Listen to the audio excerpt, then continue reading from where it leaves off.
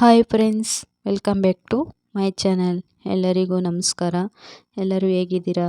ಎಲ್ಲರೂ ಚೆನ್ನಾಗಿದ್ದೀರಾ ಅನ್ಕೋತೀನಿ. ನಾನು ಕೂಡ ಚೆನ್ನಾಗಿದ್ದೀನಿ. ಇವತ್ತು ಕೂಡ ಒಂದು ಯೂಸ್ಫುಲ್ ಆದ ಹೊಸ ಟಿಪ್ಸ್ ಜೊತೆ ಬಂದಿದ್ದೀನಿ ಫ್ರೆಂಡ್ಸ್. ಅದಕ್ಕೂ ಮೊದಲು ಯಾರೆಲ್ಲ ನನ್ನ ಚಾನಲ್ಗೆ ಸಬ್ಸ್ಕ್ರೈಬ್ ಆಗಿಲ್ಲ ಅಂದರೆ ಸಬ್ಸ್ಕ್ರೈಬ್ ಮಾಡ್ಕೊಳ್ಳಿ.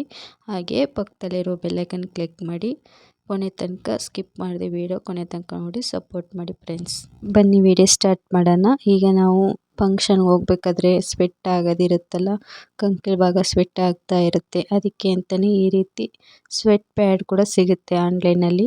ಅದಿಲ್ಲ ಅಂತಂದರೆ ಈ ರೀತಿ ನಾವು ವಿಸ್ಪರ್ ಪ್ಯಾಡ್ ಇರುತ್ತಲ್ಲ, ಇದು ನ್ಯಾಪ್ಕಿನ್ನು, ಇದನ್ನು ಅರ್ಧ ಭಾಗ ಮಾಡ್ಕೊಂಡು ಈ ರೀತಿ ಈ ಕಡೆಗೆ ಅರ್ಧ ಆ ಕಡೆಗೆ ಅರ್ಧ ಮಾಡಿ ನೀವು ಈ ರೀತಿ ಹಾಕೊಂಡು ಹೋಗೋ ಇದಕ್ಕೆ ಜೊತೆಗೆ ಫೇಸ್ ಪೌಡ್ರ್ ಹಾಕೊಂಡ್ರೆ ಸ್ಮೆಲ್ಲು ಕೂಡ ತುಂಬ ಚೆನ್ನಾಗಿರುತ್ತೆ ಫ್ರೆಂಡ್ಸ್. ಈ ರೀತಿ ಟ್ರೈ ಮಾಡಿ ಫ್ರೆಂಡ್ಸ್. ಮತ್ತೊಂದು ಟಿಪ್ಸ್ ಬಂದು, ಈಗ ಮೊಬೈಲು ನಾವು ಅಥವಾ ಮಳೆಯಲ್ಲಿ ನೆಂದೋಗಿರುತ್ತೆ ಅಥವಾ ಅಕಸ್ಮಾತಾಗಿ ನೀರಿಗೆ ಬಿದ್ದೋಗಿರುತ್ತಲ್ವ, ಅದಕ್ಕೆ ಅಂತಲೇ ಈ ರೀತಿ ಅಕ್ಕಿ ಒಳಗಡೆ ಹಾಕಿರೋದ್ರಿಂದ, ನೈಟೆಲ್ಲ ಅಕ್ಕಿ ಒಳಗಡೆ ಹಾಕಿರೋದ್ರಿಂದ ಅದು ಎಷ್ಟೇ ನೀರಿದ್ರೂ ಕೂಡ ಕಮ್ಮಿ ಆಗುತ್ತೆ ಫ್ರೆಂಡ್ಸ್. ಅದೇ ರೀತಿ ವಾಚು ಕೂಡ ಅದೇ ರೀತಿ, ಇದು ಕೂಡ ಮಳೆಯಲ್ಲಿ ನೆಂದಿರುತ್ತೆ ಅಥವಾ ನೀರಿಗೆ ಬಿದ್ದಿರುತ್ತಲ್ಲ, ಅಕಸ್ಮಾತಾಗಿ ನೀರಲ್ಲಿ ಒದ್ದೆ ಆಗಿರುತ್ತೆ, ಅದು ಕೂಡ ಅಕ್ಕಿಯಲ್ಲಿ ಹಾಕಿಡೋದ್ರಿಂದ ಕಡಿಮೆ ಆಗುತ್ತೆ ಫ್ರೆಂಡ್ಸ್. ಇದು ಕೂಡ ತುಂಬ ಯೂಸ್ಫುಲ್ ಆಗುತ್ತೆ, ಟ್ರೈ ಮಾಡಿ. ಮತ್ತೊಂದು ಟಿಪ್ಸ್ ಬಂದು, ಇಲ್ಲಿ ಕಾಫಿ ನಮ್ಮ ಬಟ್ಟೆ ಮೇಲೆ, ವೈಟ್ ಬಟ್ಟೆ ಮೇಲೆ ಕಾಫಿ ಚೆಲ್ಕೊಂಡಿರ್ತೀವಿ.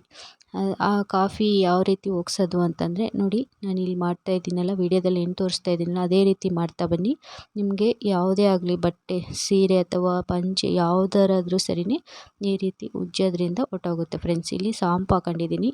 ಸಾಂಪು ಹಾಕಿ ಒಂದು ಬ್ರಷಲ್ಲಿ ಚೆನ್ನಾಗಿ ಉಜ್ಜಿಬಿಟ್ಟು ಮತ್ತು ನೀರಲ್ಲಿ ವಾಶ್ ಮಾಡ್ಕೊಂಡ್ರೆ ಅದು ಕರೆ, ಎಷ್ಟೇ ಹಳೆ ಕರೆ ಇದ್ದರೂ ಕೂಡ ಹೊರ್ಟೋಗುತ್ತೆ ಫ್ರೆಂಡ್ಸ್. ತುಂಬಾ ಯೂಸ್ಫುಲ್ ಆಗುತ್ತೆ, ಟ್ರೈ ಮಾಡಿ ನೋಡಿ.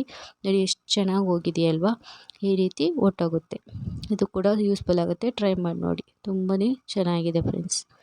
ಮಕ್ಕಳು ಸೆಲ್ಟೇ ಆಗಿರಲಿ, ಲೇಡೀಸ್ ಸೀರೆನೇ ಆಗಿರಲಿ, ಯಾವ ಬಟ್ಟೆನಾದರೂ ಸರಿ ವೈಟ್ ಬಟ್ಟೆಗೆ ಬಿದ್ದರೂ ಹೊರ್ಟೋಗಿರುತ್ತೆ ಫ್ರೆಂಡ್ಸ್. ಮತ್ತೊಂದು ಟಿಪ್ಸ್ ಬಂದು ಫ್ರೆಂಡ್ಸ್, ಈ ರೀತಿ ಮೊಟ್ಟೆ ಎಲ್ಲೆಲ್ಲಿ ನೋಡಿರ್ತೀರಲ್ವ, ನೋಡಿದರೆ ಕಮೆಂಟಲ್ಲಿ ತಿಳಿಸಿ ಫ್ರೆಂಡ್ಸ್.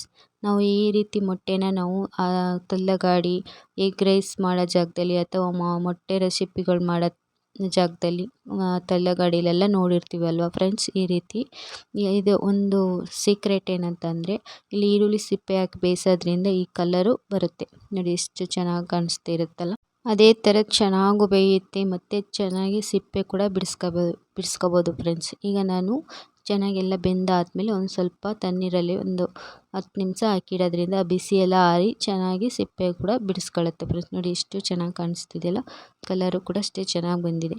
ಈಗ ನೋಡಿ ಎಷ್ಟು ಸುಲಭವಾಗಿ ಸಿಪ್ಪೆ ಬಿಡಿಸ್ಕೋಬೋದು ಅಂತ, ತುಂಬ ಸುಲಭವಾಗಿ ಈ ರೀತಿ ಸಿಪ್ಪೆ ಬಿಡಿಸ್ಕೋಬೋದು ಫ್ರೆಂಡ್ಸ್. ಅಷ್ಟೇ ಚೆನ್ನಾಗೂ ಕಾಣಿಸ್ತಿದೆ, ನೋಡಿ ಎಷ್ಟು ನೀಟಾಗಿ ಕಾಣಿಸ್ತಿದೆ ಅಲ್ವಾ. ತುಂಬಾ ನೀವು ಕೂಡ ಇದೇ ರೀತಿ ಟ್ರೈ ಮಾಡಿ ನೋಡಿ. ತುಂಬ ಸುಲಭವಾಗಿ ನಾವು ಮೊಟ್ಟೆ ಬೇಯಿಸ್ಕೋಬೋದು ಫ್ರೆಂಡ್ಸ್. ಇದೇ ರೀತಿ ಮೊಟ್ಟೆ ಯಾವ ರೀತಿ ಸುಲಭವಾಗಿ ಸಿಪ್ಪೆ ಬಿಡಿಸೋದಂದರೆ, ಒಂದು ಲೋಟಕ್ಕೆ ಹಾಕ್ಬಿಟ್ಟು ಈ ರೀತಿ ಸೇಕ್ ಮಾಡಿದ್ರೆ ಸಾಕು, ತುಂಬ ಸುಲಭವಾಗಿ ಸಿಪ್ಪೆ ಬಿಡಿಸ್ಕೊಳ್ಳುತ್ತೆ ಫ್ರೆಂಡ್ಸ್. ನೋಡಿ ಈ ರೀತಿ, ಅಥವಾ ಒಂದು ಬಾಟ್ಲಿಗೆ ಹಾಕಿ ಕೂಡ ನಾವು ಬಿಡಿಸ್ಕೋಬೋದು. ಇದೇ ರೀತಿ ನಾನು ಒಂದು ಲೋಟದಲ್ಲಿ ಹಾಕಿ ನೋಡಿ ಬಿಡಿಸಿ ತೋರಿಸ್ತಾ ಇದ್ದೀನಿ, ಎಷ್ಟು ನೀಟಾಗಿ ಸಿಪ್ಪೆ ಸುಳಿಯುತ್ತೆ ಅಂತ. ತುಂಬಾ ಚೆನ್ನಾಗಿ, ಇದು ಕೂಡ ತುಂಬ ಚೆನ್ನಾಗಿ ಯೂಸ್ಫುಲ್ ಆಗುತ್ತೆ, ಟ್ರೈ ಮಾಡಿ ಫ್ರೆಂಡ್ಸ್. ಇದೇ ರೀತಿ ನನ್ನ ಚಾನಲಲ್ಲಿ ಹೊಸ ನೀವು ಟಿಪ್ಸ್ಗಳು ಹಾಕಿದ್ದೀನಿ. ಯಾರಿಗೆಲ್ಲ ಇಂಟ್ರೆಸ್ಟ್ ಇದ್ದರೆ ಒಂದ್ಸರಿ ನನ್ನ ಚಾನಲ್ ವಿಸಿಟ್ ಮಾಡಿ. ಹಾಗೆ ಹೇಗಿತ್ತಂತೂ ಕಮೆಂಟಲ್ಲಿ ತಿಳಿಸಿ ಫ್ರೆಂಡ್ಸ್. ಹಾಗೆ ಇಷ್ಟ ಆಗಿದರೆ ಲೈಕ್ ಮಾಡಿ, ಹಾಗೆ ಸಬ್ಸ್ಕ್ರೈಬ್ ಮಾಡ್ಕೊಳ್ಳಿ ಫ್ರೆಂಡ್ಸ್. ಮೊಟ್ಟೆನ ಯಾವ ರೀತಿ ನಾವು ಚಾಕು ಸಹಾಯ ಇಲ್ಲದೇ ಮಿಷಿನ್ ದಾರದ ಸಹಾಯದಿಂದ ಯಾವ ರೀತಿ ನಾವು ನೀಟಾಗಿ ಸಮವಾಗಿ ಎಲ್ಲೋ ಭಾಗ ಕೂಡ ಸಮವಾಗಿ ಕಟ್ಟಾಗೋ ರೀತಿ ತೋರಿಸ್ತಾ ಇದ್ದೀನಿ. ನೋಡಿ ಎಷ್ಟು ನೀಟಾಗಿ ಕಟ್ಟಾಗಿದೆಯಲ್ವಾ, ತುಂಬಾ ಚೆನ್ನಾಗಿ ಕಟ್ಟಾಗುತ್ತೆ ಫ್ರೆಂಡ್ಸ್. ಇದು ಕೂಡ ಟ್ರೈ ಮಾಡಿ ನೋಡಿ, ಇದು ಕೂಡ ತುಂಬಾ ಯೂಸ್ಫುಲ್ ಆಗುತ್ತೆ. ನೋಡಿ ಎಷ್ಟು ಚೆನ್ನಾಗಿ. ಈಗ ನಾವು ಪೆಪ್ಪರು, ಸಾಲ್ಟೆಲ್ಲ ಹಾಕೊಂಡು ತಿಂತಾಯಿದ್ರೆ ತುಂಬಾ ರುಚಿಯಾಗಿರುತ್ತೆ ಫ್ರೆಂಡ್ಸ್. ಇದು ಕೂಡ ತುಂಬ ಯೂಸ್ಫುಲ್ ಆಗುತ್ತೆ, ಟ್ರೈ ಮಾಡಿ ನೋಡಿ. ನೋಡಿ ಎಷ್ಟು ನೀಟಾಗಿ ಎಲ್ಲನೂ ನೀಟಾಗಿ ಕಟ್ಟಾಗಿದೆ. ಇದು ಒಂದು ಮಿಷಿನ್ ದಾರ ಸಾಕು ಅಷ್ಟೇ. ನೋಡಿ ಎಷ್ಟು ನೀಟಾಗಿ ಕಾಣಿಸ್ತಿದೆ, ಇದೇ ಸಮವಾಗಿ ಕಟ್ಟಾಗಿದೆ ಫ್ರೆಂಡ್ಸ್. ಮತ್ತೊಂದು ಟಿಪ್ಸ್ ಬಂದು, ಈ ರೀತಿ ಬಾಟ್ಲುಗಳು ನಾವು ಪಂಚಾಮೃತ ಅಥವಾ ಯಾವುದಾದ್ರೂ ಪಂಚಾಮೃತ ದೇವಸ್ಥಾನದಲ್ಲಿ ಕೊಡ್ತಾರೆ ತಗೊಬಂದಿರ್ತೀವಲ್ಲ, ಅದನ್ನು ವೇಸ್ಟ್ ಅಂತ ಬಾಟಲ್ ಬಿಸಾಕೋ ಬದಲು ಈ ರೀತಿ ರಿಯೂಸ್ ಕೂಡ ಮಾಡ್ಕೋಬೋದು ಫ್ರೆಂಡ್ಸ್. ಇಲ್ಲಿ ನಾನು ಸ್ಪೂನ್ ಹಾಕಿಡ್ತಾ ಇದ್ದೀನಿ. ಸ್ಪೂನ್ ಸ್ಟ್ಯಾಂಡ್ ಥರ ರೆಡಿ ಮಾಡ್ಕೊಂಡಿದ್ದೀನಿ ಫ್ರೆಂಡ್ಸ್. ನೋಡಿ ಲೈಟರ್ ಕೂಡ ಹಾಕೊಂಡು ಇಟ್ಕೋಬೋದು. ಯಾವುದಾದ್ರೂ ಈ ರೀತಿ ಯೂಸ್ ಮಾಡ್ಕೋಬೋದು ಫ್ರೆಂಡ್ಸ್. ಇದು ಕೂಡ ತುಂಬ ಯೂಸ್ಫುಲ್ ಆಗುತ್ತೆ, ಟ್ರೈ ಮಾಡಿ.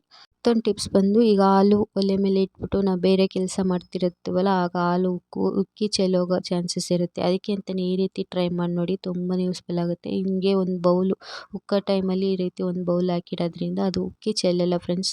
ಇದು ಕೂಡ ಟ್ರೈ ಮಾಡಿ. ಹಾಗೆ ಲೈಕು ಕಮೆಂಟ್ ಮಾಡೋದಂತೂ ಮರಿಬೇಡಿ friends. Thank you for watching.